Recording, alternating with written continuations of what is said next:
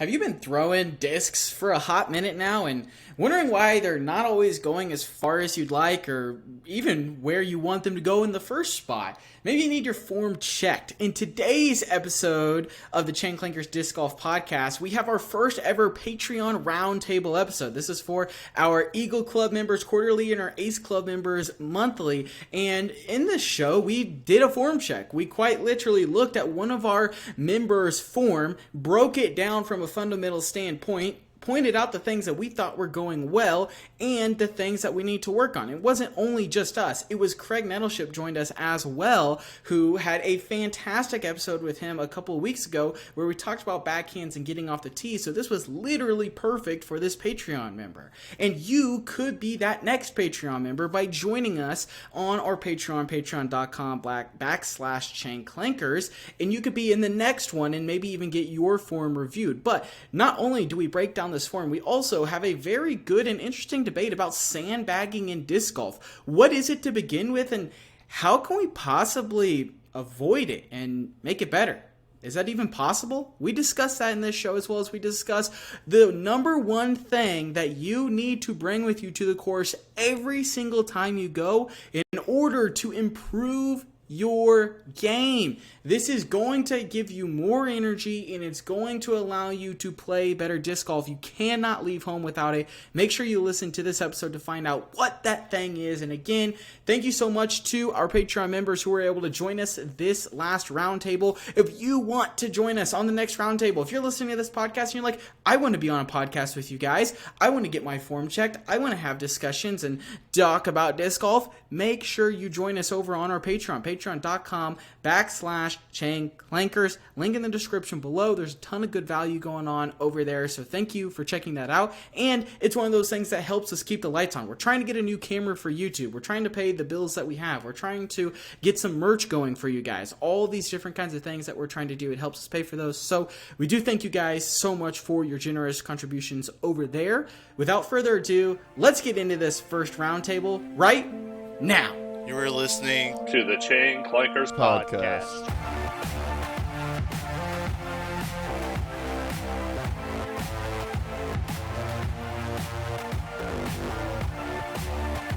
Alrighty, everyone, like you heard in the intro, today we are doing our first ever Patreon roundtable. We've got some awesome members sitting with us here tonight. Super excited to talk about it. And let's just kind of go ahead and get started with the intros. Let's start off with one of our last guests that we had on the podcast. I think 2 guests ago. Craig Nettleship is back with us again to answer some questions as well as help us out with a little bit of a form check and much more. Craig, how are we doing tonight? Doing terrific. Looking forward to this. Awesome. So, Craig, what is one thing that is going really well for you in disc golf right now and one thing that maybe isn't going so well for you right now? The one thing that's going really well in disc golf for me is my game in general is coming along the way I want it to. I'll be competing in the World Championships in less than 2 weeks, so that's doing well. One thing that's not going well is the weather. We are having heat and really high winds, and it's making it tough to get out there and grind out the practices. Yeah, Jimmy and Trent, you might feel that. Yeah, it's not too good right now. Oh, goodness. Well, speaking of Jimmy, how are we doing tonight, man? What's going on? Hey, guys, nothing. Jimmy Yeager, living in Wichita. What's going good in disc golf is I've gotten more out in the community. I'm part of the disc golf club, our local disc golf club. I do a swap meet and stuff. What's going bad is I don't get out as much as I'd like. How often are you able to get out and actually play? I usually get out at least once or twice a week. Yeah. Well, I run a Thursday night league. Yeah. How's that going? I didn't run it this week, but okay.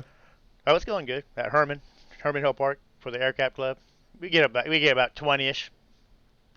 We don't get like an overflowing of people. It's not as good as Millbrook does, pretty decent sometimes, but it's going down. But there's a little issue with that now too, right? Have you heard anything about that? Someone picked up the chain. No. I don't know what the whole issue was. We probably shouldn't even talk about that per se. I don't know. I just know Facebook issue.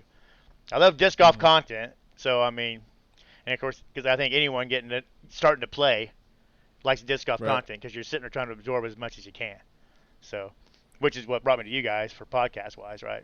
But I haven't really heard anything. I don't know what's going to happen there. I just know that my biggest thing is stepping up just last year And I'm fundraising to replace baskets at Herman and stuff like that. So I saw that. That's awesome work. How's that going for you? And really quick to touch on the Millbrook thing, I think Mike Bailey is going to take that over. So shout out to Mike. But yeah, and Mike's on the disc golf club too, and he's the disc golf.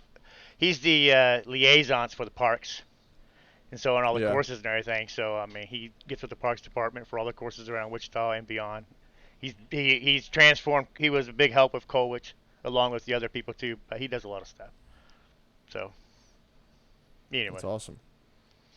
that's about all I know. Cool. All right. Hey, Brian, how's it going, It's going man? great. It's going great. How's everybody? Good.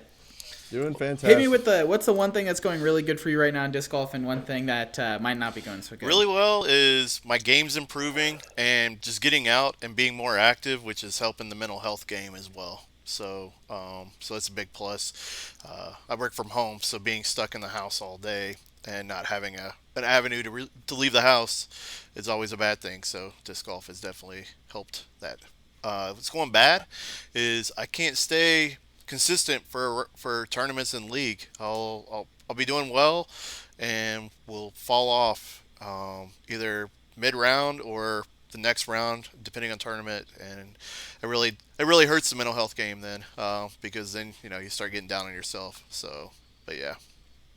Yeah, I struggle with that a little bit too. I've talked about it on the podcast. I'm sure you've heard, but I seem to I start off kind of well, and then I have like one or two bad shots, and then kind of fall off the wagon, and I struggle to get back on. And even in like YouTube videos and some of the goofy stuff Quentin and I do, I struggle at random points. But so I totally My wife's hear been you trying there, to ingrain in but- me bad holes, not bad rounds.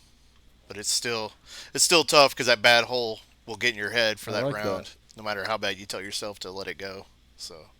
Kind of exploring a little bit on that. I know that's something that I have struggled with as well. I imagine every new disc golfer can kind of get that. They feel pretty good about their game, where they're sitting at. Maybe they go to a league night or a tournament, and next thing you know, they're not feeling so hot anymore. And I know for me, probably the first 3-4 tournaments that I played, I legitimately hated disc golf by the time I was done and did not want to play anymore because it went so bad and my mental health was just wrecked afterwards. But I know for me personally, like I really think something that has helped me I know it wasn't the best episode because of Brian's audio, but when Brian Schweberger was talking about literally just standing on the tee and just completely not thinking about anything. Like I get up there and if I'm thinking about anything, then I have a bad shot. But if I can just let my body go, get rid of all the tenseness, and just throw, and just that has helped me a ton. Craig, I'll kind of maybe default to you here a little bit. Maybe do you have any advice on kind of how to get over those tournament nerves and how to play more consistent? Yeah, I do. So tournament nerves are common. It doesn't matter what level you are at or aspire to. A level of nervousness that's good because that means it's important. But a couple of things, just right off the bat, that I can say is, so the first thing is figure out how many bad shots you're going to have around, and that happens for everybody. When you go out and play a practice round, even if it's the greatest round you played, let's say you had 7 bad shots.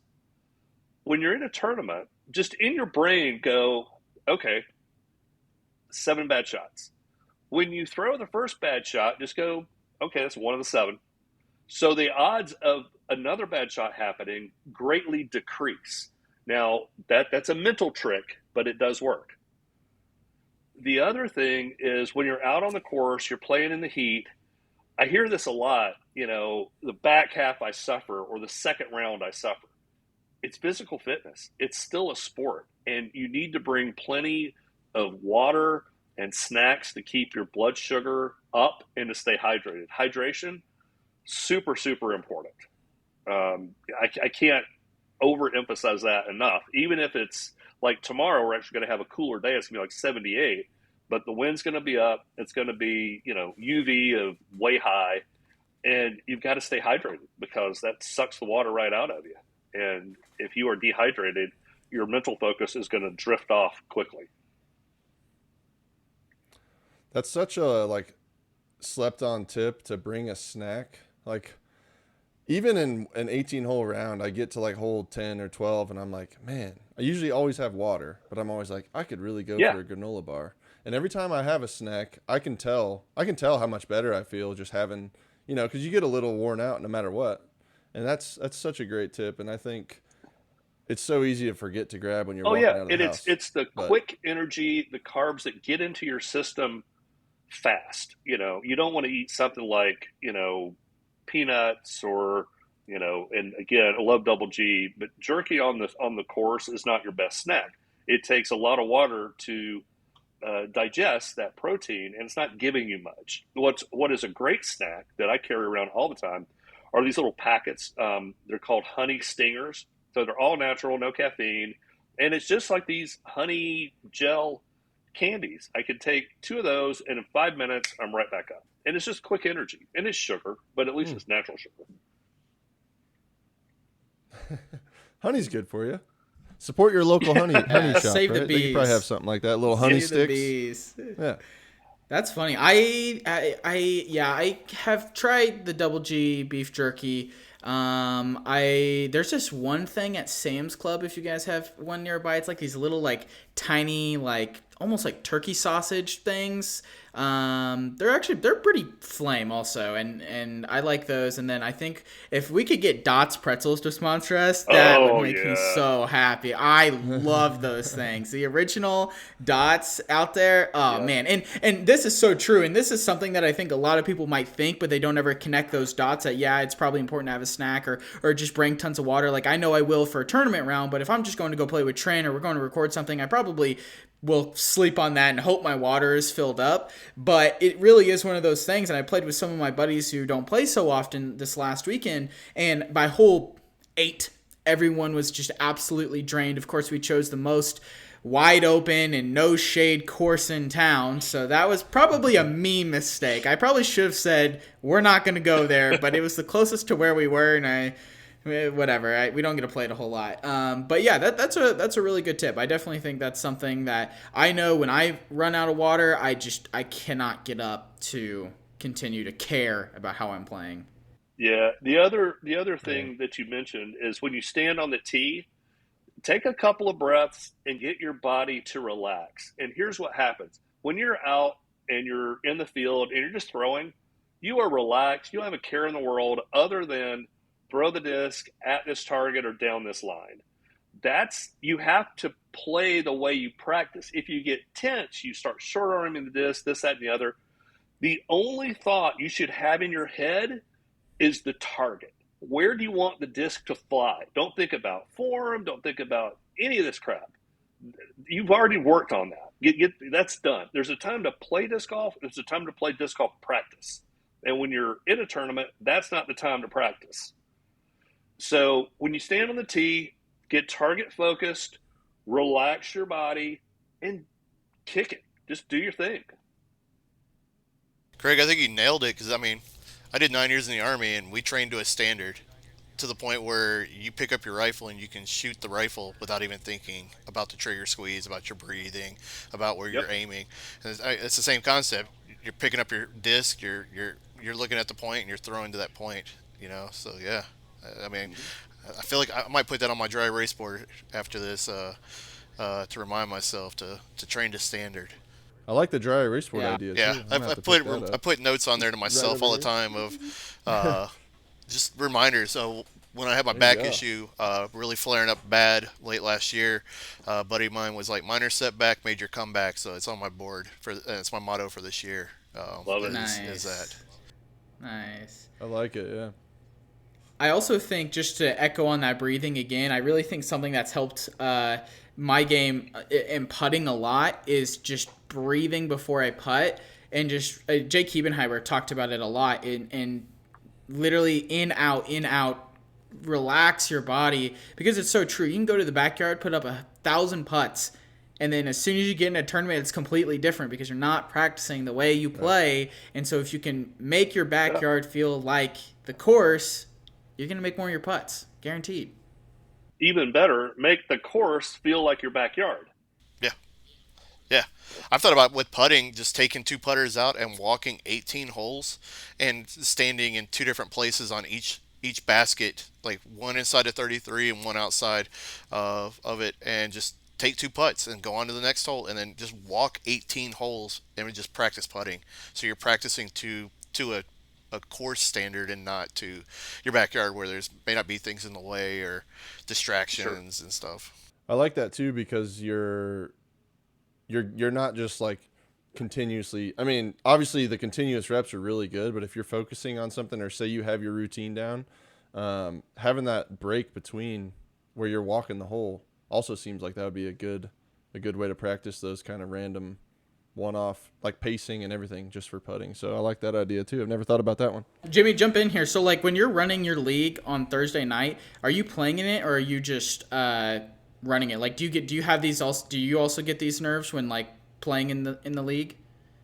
Yeah, I'm not as competitive as, I mean, I'm kind of like casual.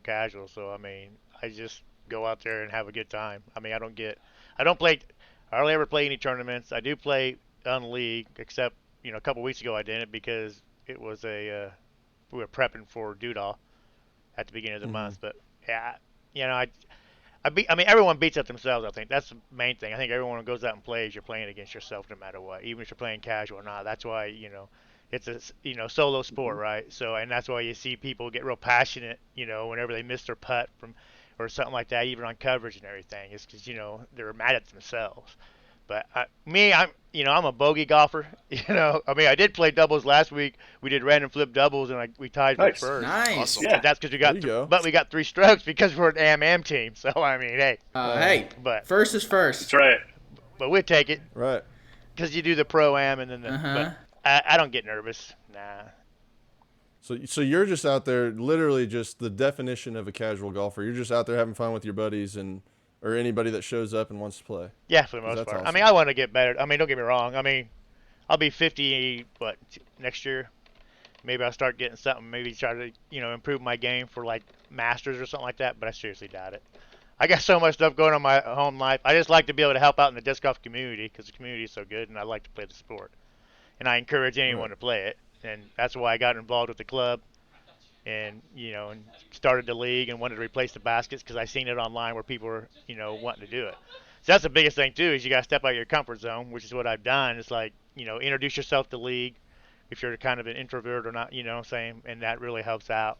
Because the disc golf community, once you start getting out there and doing stuff, you meet more people, and it's pretty cool. I mean, you meet a lot of, because everyone's kind of an introvert. Not everybody's going to be totally outgoing, even the best player in the Right. world, right?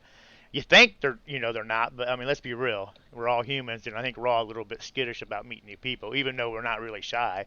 But I mean, we don't seem to be standoffish, but we look that way, even though we're not. You know what I mean? Hard to explain. Yeah, I got you. So, but yeah, I'm just It's neat how many people you meet. Like I was That's just in awesome. Iowa last weekend for a tournament, and seeing guys I've played disc golf with in tournaments down here on the course up there, and I was like, hey, yeah, it for being a big community that's grown leaps and bounds just in the past year and a half that I've been playing. To be able to see guys and interact, or when I was out in Colorado a couple weeks ago, I went to play this course and they were having a tournament. I stopped off. I'm like, hey, do you have any room? And they're like, we don't, but we're having a fun round afterwards, tournament wise. Come back and play. We'd love to have you join us. And came back and they were like very welcoming. And it's like it's not like the ball golf community where it's a bunch of grumpy old guys who they don't want you on their course tearing it up. What part of Colorado were you in? We were in northern Denver, around Thornton, but I was all over. Oh.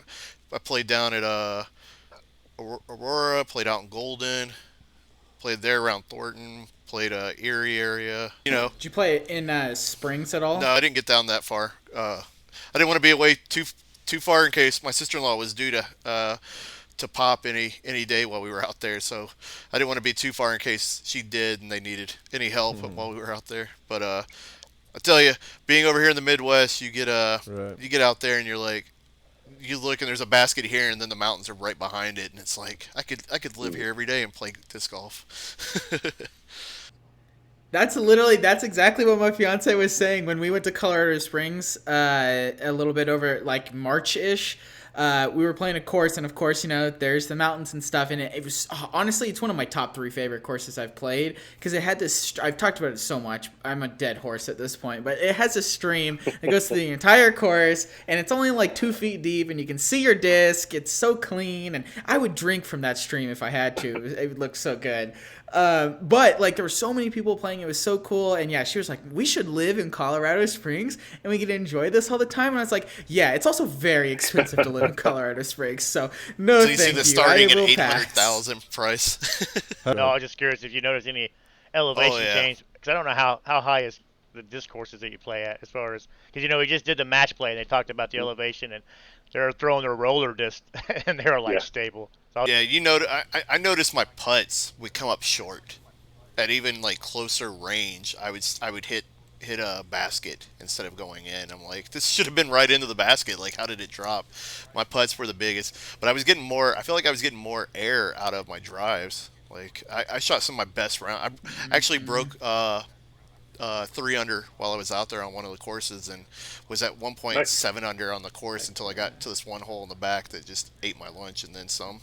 But yeah, so I mean, I felt like I was getting more air out of it. When I came back here to Missouri, I was like, guys, trees out there are an accent piece on disc golf courses. It's not like here where playing a hole without a tree is rare. So yeah.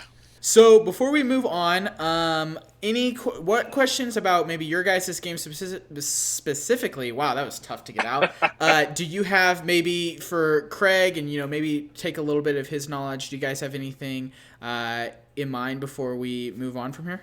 Craig, I got one, and it's been harped on, I think, by everybody about our nutrition isn't the best.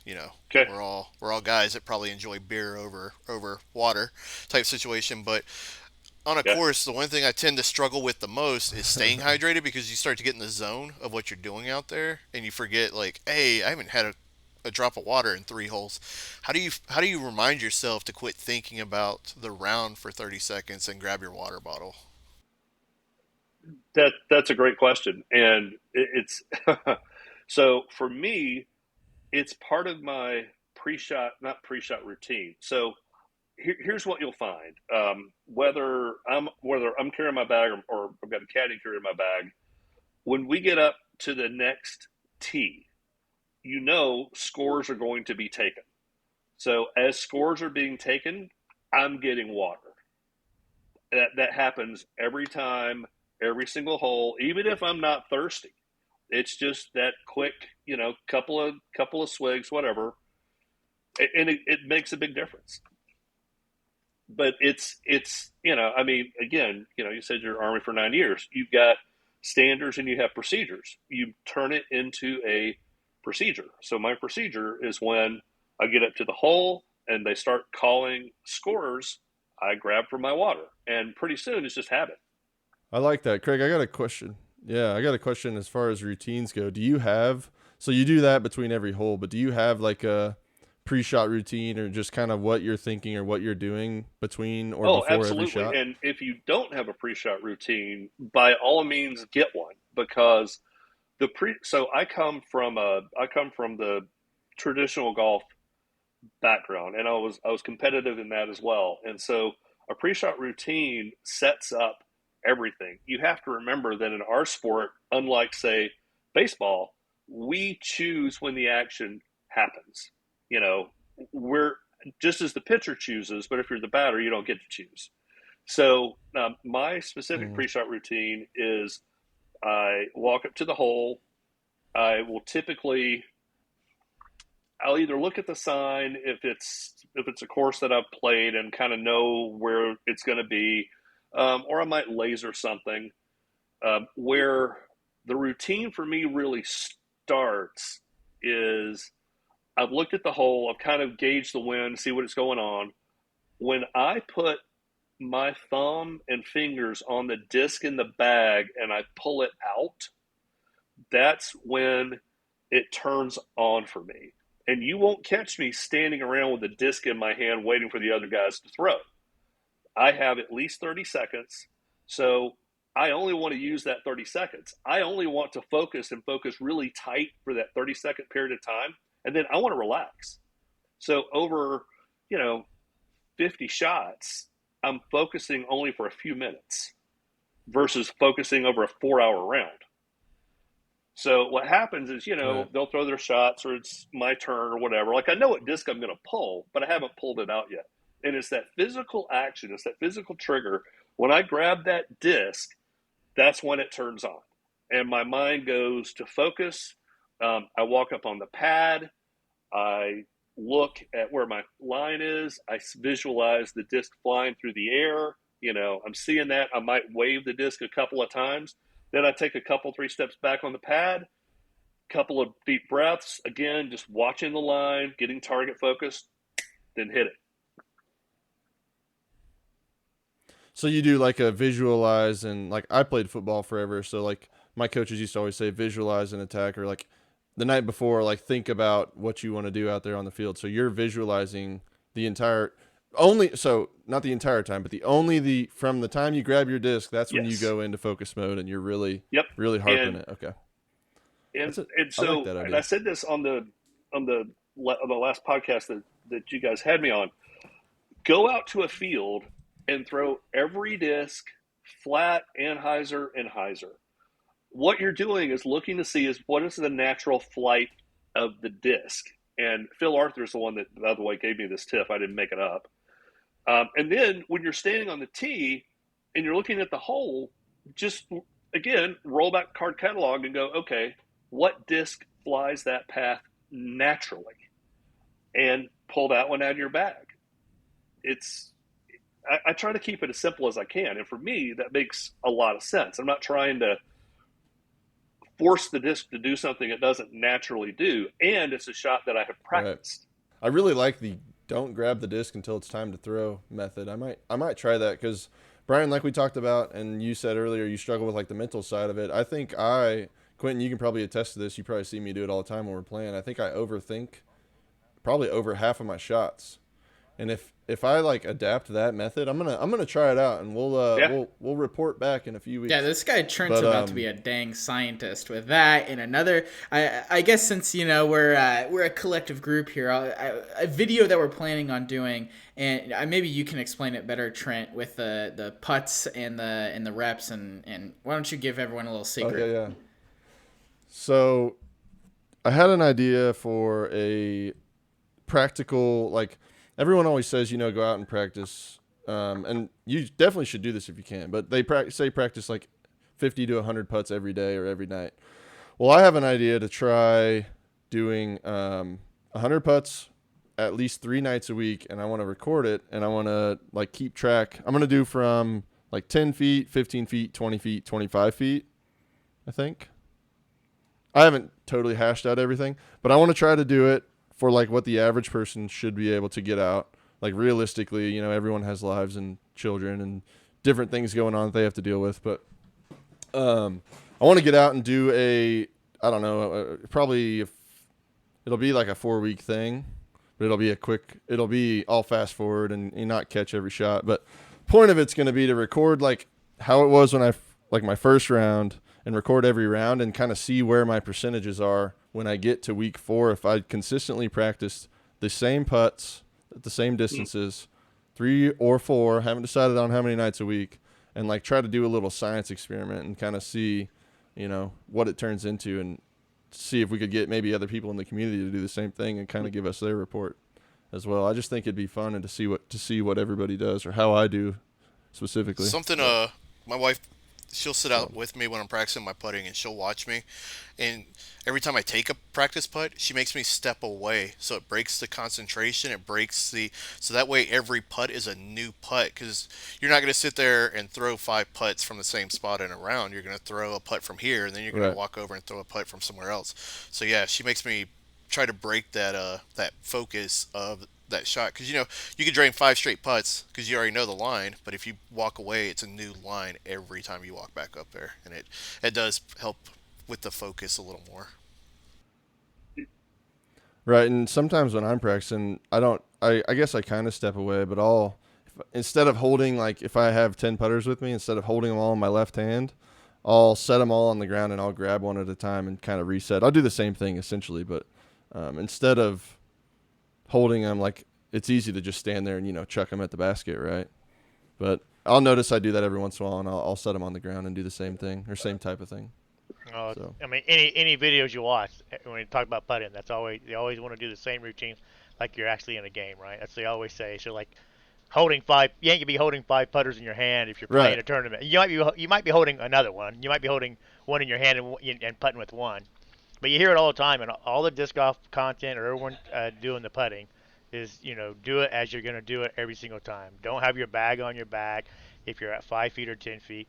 And that's probably the best thing in my game that's probably improved this year. And that was mainly because playing a casual round with some friends, and the guy's like, you need to kind of commit more on your follow through. You're just kind of like lobbing it, like just kind of weaken it. So then I started really, at the end popping it. And then now it's like, if I go past the basket like 10 or 15 feet, like a couple years ago, I'm like, oh man, that's going to be a tester for me. Now it's not I can make those comebacks somewhat different. So, and that's what's good anyways. But putting number one, man. Your distance, your accuracy and all that, but if you can put 25 footers with ease, with not even thinking about it, your strokes are going to go down. I mean, but anyway. That's what a lot of people told me when I started last year. They're like, putt for dough, if you could putt, you'll win, because these guys who can throw 400-foot bombs can't putt all the time. So if you can putt, your 3 to get in that basket is going to be better than their 4 or 5 by the time they get in the basket. I mean, especially at the amateur level, it's one of those things where you're probably not going to go up against a whole lot of people who are throwing 500, 400, even 350 in the first place. A lot of AMs throwing 300 consistently is a pretty good number to be at. And so then the big difference in competing is, are you making your putts? When you step up to a 25-footer for birdie, are you converting? If it's a par and it's 15 feet, are you converting? That conversion is super critical. And it's really funny because I took my fiance does not like to practice putt. She's a fantastic disc golfer. I think she would be very, very competitive here in town, but hates putting, doesn't really do it a whole lot. And she literally went out there with me the other day, and I have never seen this before. And I don't think I've shared this on the podcast yet, but she literally knocked down 13 putts in a row from probably 20-ish feet. I've never seen that before. And this is my plug for Disc Dot, because she was using the Disc Dot. She had the Disc Dot faced towards her. She was focusing on it. She was putting towards it. She was repeating, building that confidence. It really does help. I mean, I don't know. Yeah. I'm not going to spend 2 minutes talking about it, but it really, seriously, guys, it does help. If I can see her go from not hitting those putts, missing left, missing right, to focusing in on that and starting to nail it, I mean, it really is. And on last week's episode, I harped about it, so I'm not going to spend a whole lot of time. Code Chain Clankers, save 10%, go try it out, all those things. But it really is a useful tool, and I think it's one of those things where if you're getting into disc golf right now, let's say you're 3 months in, 6 months in, whatever, and you want to be competitive, you want to hit the tournament space, I think putting has got to be the number one thing you get down, because if you throw 200 feet, but you make every single putt inside a 30, 25, you're going to cash probably every single time. Yep. You guys need to do a deal like horse, like Jomez did, whatever. Mm-hmm. You guys can go out and play a round of with putting. Mm-hmm. You should make a video. You guys can do a video. Yeah, I like Trent, write that down. Write that down. We could spell out Clankers. All kinds of stuff.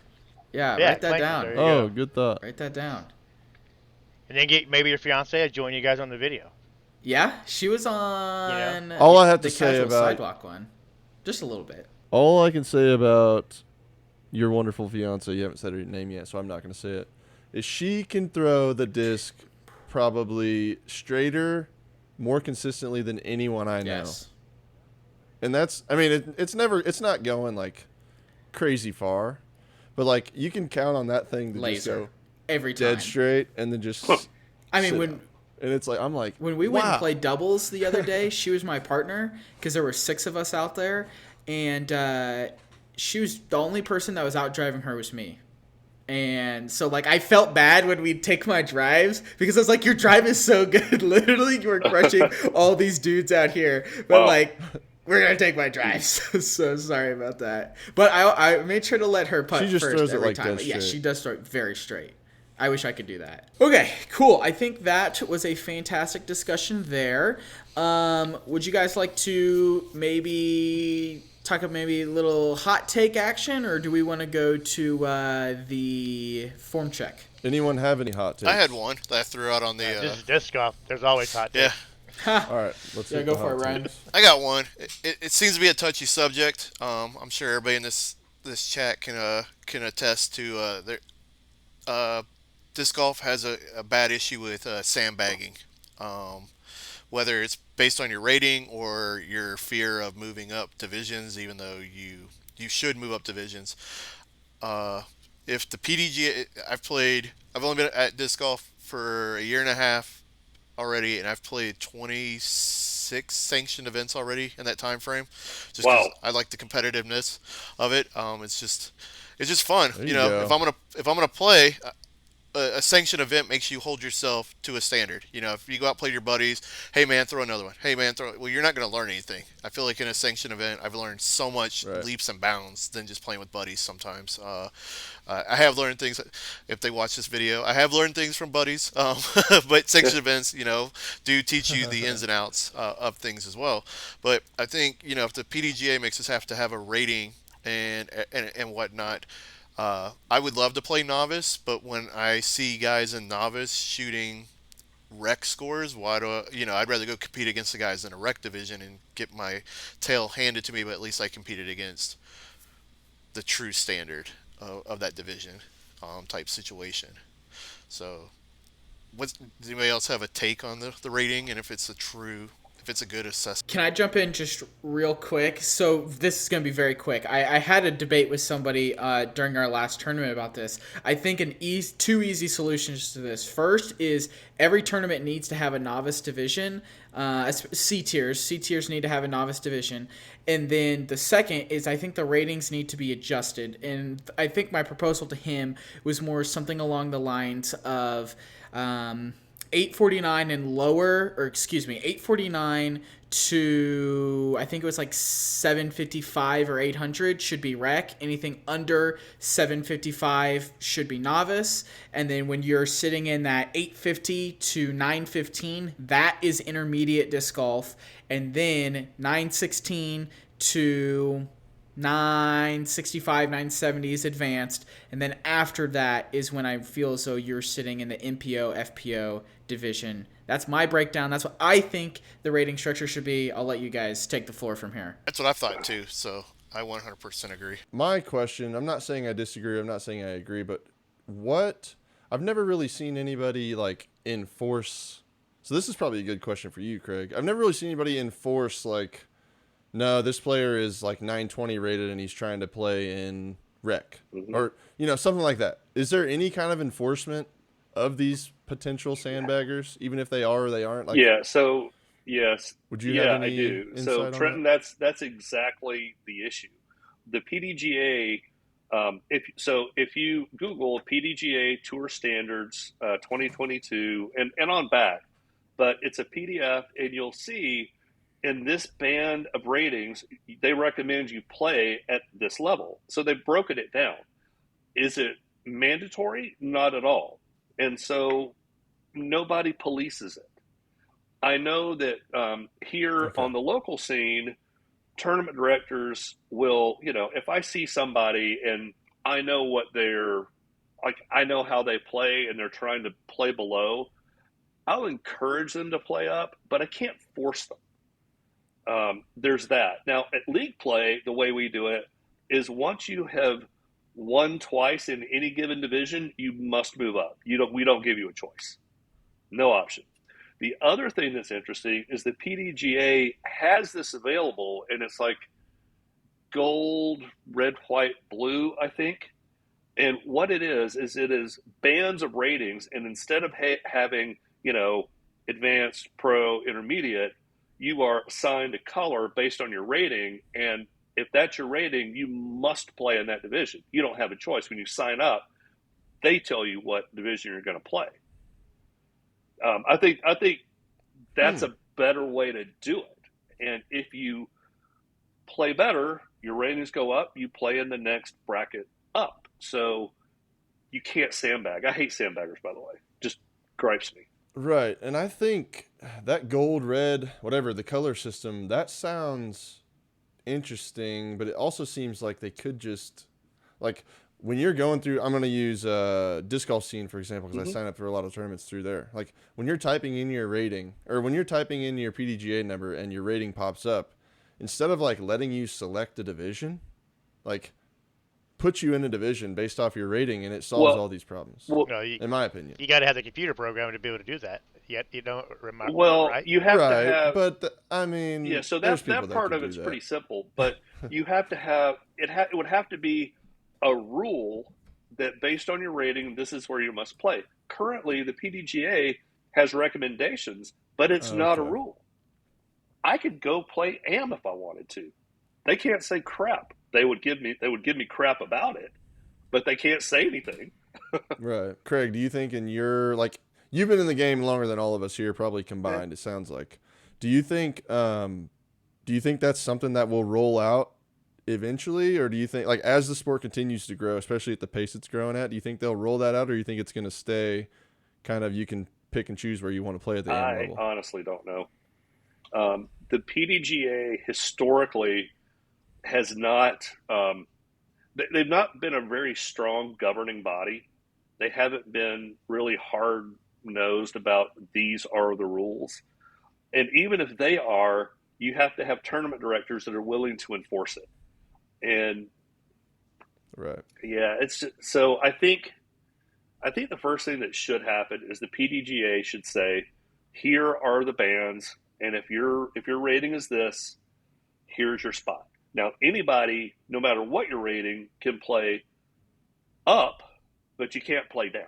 So I do actually want to ask this point. Is it bad to have somebody playing up? Like, let's say you've got an 850 rated player and they're playing in the pro division. Is that bad? No. So some, okay. So if you are playing in, so you can't, I think you've got to be 900 above to play in an NT or Worlds or whatever. So they have that as kind of a cutoff, but even that's pretty low. I played a few of these in Atlanta, and they're called true AM events. And I don't know if you've ever played in a true AM event or familiar with it, but basically what it is you sign up. There is no players pack. The money that you paid is going into the pro pool, but what you get out of it is you're going to be playing with a real pro player every single round. And what you can learn playing alongside that pro player, even if they're outthrowing you 100 feet, you can learn so much. And I always encourage everybody, go play with better players. You don't have to compete against them. Consider it, tuition, and getting a great education. And yeah, I always see guys on the course and they're like, hey, whatever. Like, yeah, come throw with me. I don't care. Let's go. I mean, we touched on it a little bit earlier, but I think, well, that is a great idea, and I would love to see something like that. But that's just also another, like, nod to the disc golf community, because I feel the same way. Like, you could probably talk to anybody in any course, definitely in Wichita, but I imagine it's everywhere. It seems like it's everywhere. And you could probably jump in with anyone as long as they're not, like, in a hurry to do something, and they're just out there having fun at the same time. So the community is very open to that, and I don't think, like you said, it's not, you don't have to go to these events either. Like, if you're a new player and you're at the course and you see, 3 or 4 people get out and they all got Zuka carts, look like they've been playing for a while, they might be like me, not that great, but ask them, like, hey, if you're out there by yourself, hey, you mind if I join you guys for a round? You never know. You might meet new buddies that you play with every weekend. Jimmy, I want to hear you. What are your thoughts on this hot take and everything we've talked about? Well, I mean, I think everything it's like you said, someone has to police it, right? You'd have to have someone police it to really affect like what sandbaggers really are and truly, you know what I mean? And if they truly are a sandbagger, or just some guy who just started playing and just threw a phenomenal round. And then, but the community itself is gonna do what it does. They're gonna sit there and make comments about it, and then if the guy does, like, in league-wise, if you do like the same, you play, like, say you play rec for 4 weeks in a row and you're like dominating, the peer pressure of the community is gonna make the person move up. Not like evil wise, but not like mean like per se. It's like, man, dude, you need to move up, man. You're da da da da, you know. And Yeah, then give them a hard time. so I'm not a good golfer, you know, and I don't like to judge anybody to say, you know, and it's easy to judge other people to say, what the heck, this guy's sandbagging or whatever. But it's because I've seen guys local wise, you can look at their scores where like they'll shoot like -10 or something like that. And like, man, it's an awesome score. And then a month later they play and they're not shooting, you know, they're +5. You know, it's just Right. any given day because they're not. I mean, they're better players than me. Don't get me wrong, but you're not consistent, right? We're not all Paul McBeths or you know these guys who can sit there and almost a birdie every hole, especially around where we play at in Wichita. You know, those guys could probably almost, you know, basically -18 almost every course Oh. we have out here. But Yeah. and we have some great disc golfers in our community. You know, some real good local pros and stuff. So I think the community polices itself in a way on some of that stuff. I think it's one of the biggest hot takes of disc golf. Second biggest hot take is, you know, when you lose your disc. You know, if you leave your disc at the course. You know, but right there. So I mean, I guess I look at it as like, so league wise, you can go with like if you dominate in one division, to move up during the year. But if you're playing tournaments and all that stuff, and let's say you just started playing, you're brand new, and you start in rec, I don't see no reason why a person can't finish their year in rec. And if they dominated in rec the entire year, then the next year they can go, all right, next year I'm going to play advanced. But I mean, you can't sit there and expect someone to teeter-totter back and forth all year too, because you know all of a sudden he does real well in one tournament, and then you're going to chastise him and tell this guy he needs to move up, and then he goes plays like advanced, and he's struggling, or he might play one good round, but he really doesn't play well at all, and he's shooting worse than he played when he was playing the intermediate. So you know you got to give yourself room to grow. So you don't want to go back and forth all the time. You want to make sure you're consistent in where you're playing. So like tournament play wise, I think you should have yourself a year. Give yourself, you're going to start intermediate, you know, play that whole year intermediate, decide to move up the following year. You know, as far as league wise, you're going to go back and forth. League wise, I don't know, a lot of people out there can play like massively competitive in league. It's all really to have a fun time. You know, obviously it's a perk to come away with a little bit of money, you know, and get your money back or plus. But for the most part, I don't see that massive competitiveness in league play. So that's just kind of can go back and forth. But that's my thoughts on it anyways. Nothing real great per se. Yeah. But Yeah, I mean, I really like that, and I definitely think that's something that maybe it's not for the entire year. You know, maybe you get halfway through the year and you're like, yeah, I need to move up. But Logan Harpool, our first ever guest, you know, he was saying that when he decided he was going to move up was when he could play bad and still win the tournament. That I think that's a really good indication of if you went out, shot bad disc golf, and won the event, yeah, you should probably move up. And this is something that I've kind of talked to Trent one-on-one about of, you know, these last couple tournaments I've played, I have competed, I've been in the hunt to win, but I didn't play my best disc golf. I had some errors, and for me, that's almost exciting because it's like I know that if I clean those up, then I'm competing for W's. I'm winning events. Whereas I would hate to be like, I played my best disc golf and this was it. Like, I don't know. I like that every now and then there's a mistake. There's an error because I know that fixing that only allows for continued further progression. So yeah, that's just, I guess, kind of my 2 cents on that. But I like that take a lot. no, but like you're saying too, though, I touch on what you're saying is like, if you're able to shoot 10 under, then you're capable of shooting 10 under. You know what I mean? You're capable of doing that probably better. It's just you have bad rounds sometimes. So you know you know what I mean? So then you're just going to go and try to improve on that. So I mean I know you can deteriorate your game a little bit as you get older. You know, we all lose whatever, but I mean, a lot of your older players are more technical golfers anyways. They're going to sit there and, you know, they're going to play to their strength. But anyway, like you said though, I mean, you can shoot 10 down, you're doing good golf, and you can do it again. So, I mean. Absolutely.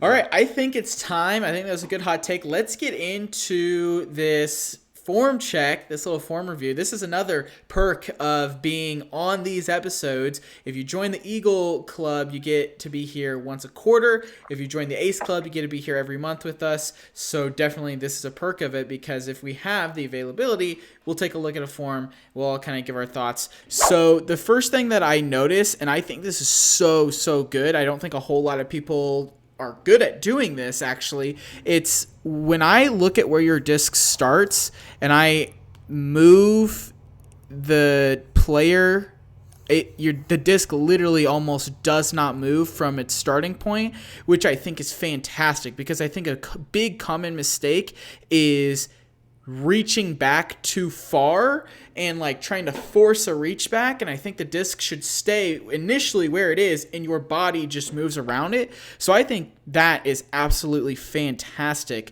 And then when I look at it, one thing that I notice right as you're all the way reached back and getting ready to pull through, I think you're doing a great job of trying to look back with your head, but I almost want to say drop it a little more, because I feel like it's trying to look forward instead of kind of hanging loose, because then in the next frame, right about when your elbow gets to 90 degrees, it's virtually looking at the target. So I think maybe keeping that a little bit more relaxed and not looking at the target might be a little beneficial. I love the explosion. I think the follow through is fantastic. I really like holding the follow through. Was this a good toss, Brian? Was this like, if you remember this throw, was this a good throw? Yeah, it was that was a Innova Cobra mid range that I threw, and it was probably about a 220 with a little hyzer out. Yeah. Yeah, I definitely think something that's important when filming and trying to look at your form is just give yourself a thumbs up or a thumbs down after you're done throwing, so that way you can log, was this a good throw? This is what a good throw looks like. Was this a bad throw? This is what a bad throw looks like. This is what, this is what I want to avoid. That's kind of my initial thoughts. What do you guys have in the gallery? So one thing I really focused on, so the disc does kind of start in the same spot, and as your body's moving and as you're going through your X step, it stays in the same spot. I noticed with myself, I mean, in the video, it kind of like, it shifts, angles up and down. It kind of moves, like it stays generally in the same spot, but it kind of shifts all over the place. And especially for me, I've noticed, because I try to do the same thing, keep it in the same spot, but I noticed like I try to put a lot of focus on keeping the disc on the same angle and everything the entire time I'm moving, and so that there's not any extra movement. And I feel like that has helped me a lot. And then one other thing, yeah, like Quentin said, when you kind of start to look forward as you're starting to rip through, and I've noticed for myself, if I keep my eyes back and like kind of watch the disc go and then don't really worry about it until I've released, that has helped me a lot with like angle control, because like I said, I'm holding the disc on the same angle and I'm trying to make sure it doesn't move, and it's helped me a lot with that as well. I see. Do you throw with a little bit of nose up? Because I do the same thing. I haven't been able to figure out the nose up Trying angle to this very year. well. One of my focuses is to push my thumb down to try to keep that nose being down more. That's just what people have told me to work on. I don't know if it's useful or not. You ready? Be nice, Craig. I he'll will be definitely nice. be nice. I will also be factual. So I like your reach back. The disc might be just a little low, but not by much. I like that a lot. X step looks good. You might be turning your back hip just a little bit.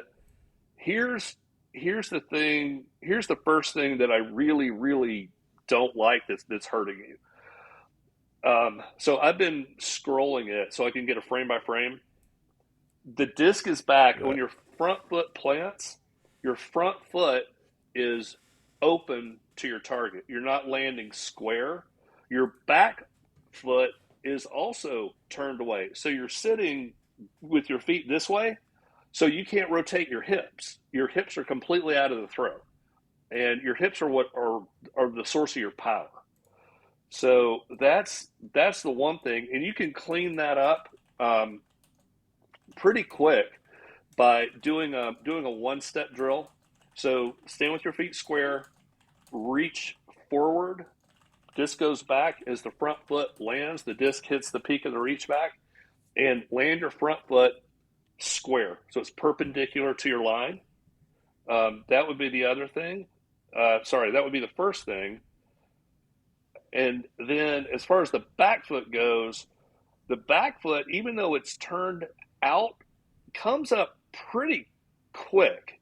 So I wouldn't be too upset about the back foot. I think if you fix the front foot, I think the back foot's going to come along. As far as the kind of the rest of the body goes, as you once you get to about here, you round it off. And what you're really trying to do is get it so that your upper arm is 90 degrees to your chest. Your forearm is now perpendicular to your chest. Sorry, parallel to your chest. So you've created this box. Once you've created the box, your right elbow is basically over your right thigh, roughly. You're going to turn together and fire the disc out. When you get here and you whip it through, it's rounding. Do you have much of a grip lock issue? Yeah. This past weekend it that's killed why.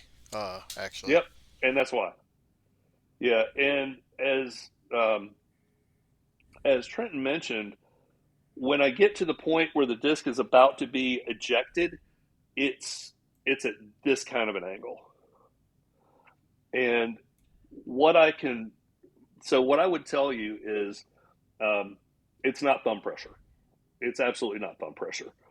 It's when you, so first off, when you line the disc up in your hand, the way I like to teach it is split your fingers, put the disc here, wrap your fingers over, and then stick your arm out. The disc is still going to be slightly up, and that's when you go into the old pour the coffee, pour the tea, and that's what gets the nose down. And nose down is really, really important. Once you get the nose down, discs start flying the way you expect them to fly. Follow through is really good. I mean, you come all the way around, you pivot on the heel of your front foot, you're releasing all the energy. You'll be able to stay in the game for a good long time because you're not stopping anything. You're getting that good follow through. And a good drill. Do you guys know the Beetle Drill? Right pec drill? Okay, so Oh yeah, where you hold the disc with yeah, your so pec. just Google it, and what it is, you're going to start with your disc in front of your right pec or mid chest or left pec. The more you get it over, the better. But there's a point of diminishing returns. I get it over about mid chest, and what you're going to do is you're going to turn and fire the disc. And what you're teaching yourself is bring the disc to here before you fire it out. Now, I know just trying to hit it hard this way feels powerful, but it's not nearly as fast as this is. This is much faster. One thing I've always heard is All I was going to say is Ezra Aderhold did a really good video on the power pocket. He explained it very well. I'd also encourage you to take a look at that one. But not bad at all, man. I mean, honestly. Yeah, for sure. I was just gonna say to kind of like the right pec. I think I've heard of that drill. I didn't know it was called the Beetle Drill, but the way I like what kind of helped it click in my head was like your arm is a catapult, so like you're pulling it through and you want it to be like you want to keep it as close to your chest as possible until you're literally you're like it's a lever just ripping out. Like that could be wrong, but it helped me understand it a little bit. So all right, so if you truly just pull it, then I'm trying to stay in the camera. If you pull it, you're going to end up flapping your arm, right? And that's not what you want. What you want to do is let the hips power the turn. So the upper part of your bicep and your chest remains 90 degrees.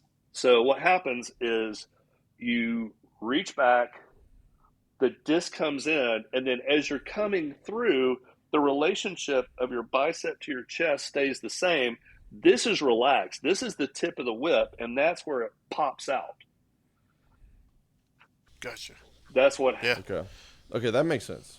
Well, hey, I think that is going to wrap it up for this episode. I think we've covered a ton of great stuff. Brian, hopefully you're able to take a little bit of value away from that, as well as everyone else who was able to tap into this episode. Hopefully you guys took some good value out of that. And if you want to be in this spot as well, make sure you check us out on Patreon, patreon.com/ChainClankers. Again, if you sign up for the Ace Club membership, you get it every single month. If you sign up for the Eagle Club membership, you get it once a quarter. So you can be on the next one, and we look forward to having you on if you are. Let us know if you guys enjoy this. Leave a like rating on YouTube. Comment down below what your favorite part is, if you'd like to see more of these. Thank you guys so much for listening to this episode, and we will see you guys next week.